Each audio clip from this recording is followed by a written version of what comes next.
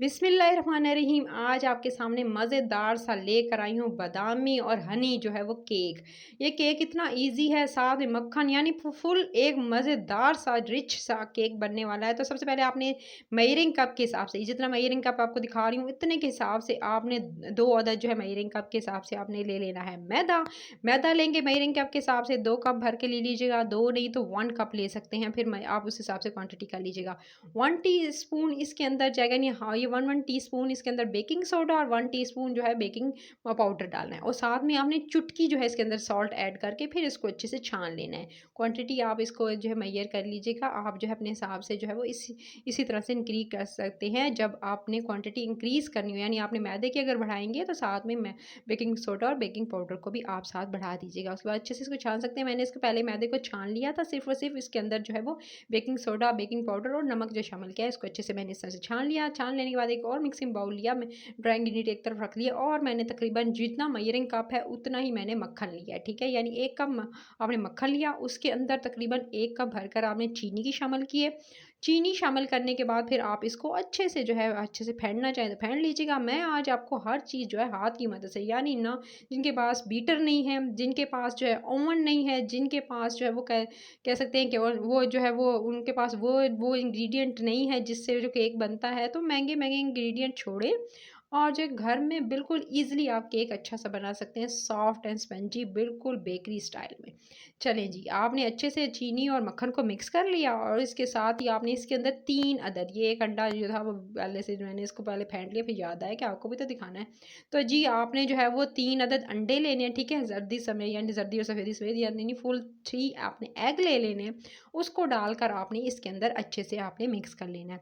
अच्छे से बीट करेंगे ताकि ये तीनों चीज़ें जो हैं, यानी चीनी, मक्खन और उसके साथ ये अंडा जो है, ये अच्छे से इसको जितना अंडे को बीट करेंगे उतना अच्छा आपका जो है, इस टाइम पर आपने अंडे को जो अच्छे से बीट किया होगा तो आपका केक सॉफ्ट बनेगा। चलें जी, अब ड्राई वाले इंग्रेडिएंट जो थे मिक्स किए थे वो इसके अंदर शामिल कर देंगे सारे के सारे। ड्राई इंग्रेडिएंट शामिल कर लेने के बाद फिर इसको जी अच्छे से स्पैचुला की मदद से अच्छे से हल्के हाथ से फोल्डिंग करेंगे इसकी।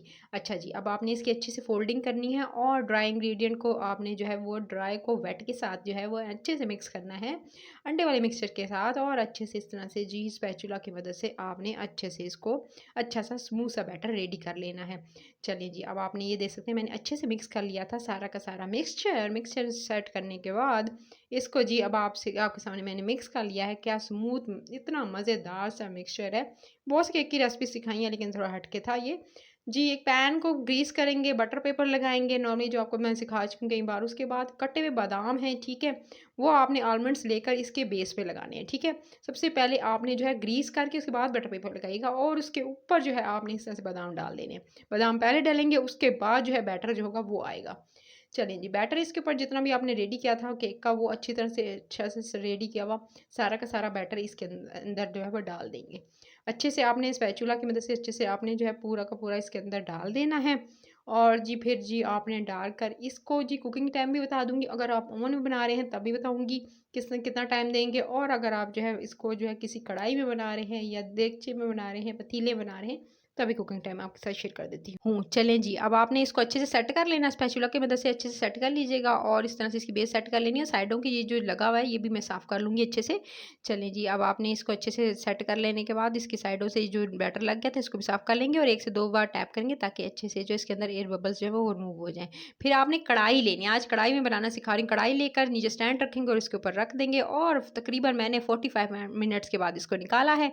45 मिनट्स के बाद केक बिल्कुल डन हो चुका था, एकदम सॉफ्ट स्पंजी। अब आपने इसको क्या करना है, गरम-गरम है ये इतना ज़्यादा गाइस कि चलें जी, मुझे थोड़ी-सी नीचे जो मैंने बटर पेपर लगाया था वो निकालने में भी थोड़ी मुश्किल हो रही थी क्योंकि इतना गर्म था। मैंने बताया 45 मिनट्स के बाद आपने नीचे पहले स्टैंड रखना है कढ़ाई में, उसके बाद इसके ऊपर रखिएगा, और उसके बाद जो है 45 मिनट्स के बाद आप जो है फिर वैसे ढक्कन हटा के देख लीजिए, अगर आपको दरमियान में आप कोई जो है तो आप जो है टूथपिक की मदद से या आप जो है कोई चॉपस्टिक की मदद से चेक कर लीजिएगा। अगर आपको लगे कच्चा तो आप 5-10 मिनट और ऊपर दे दीजिएगा।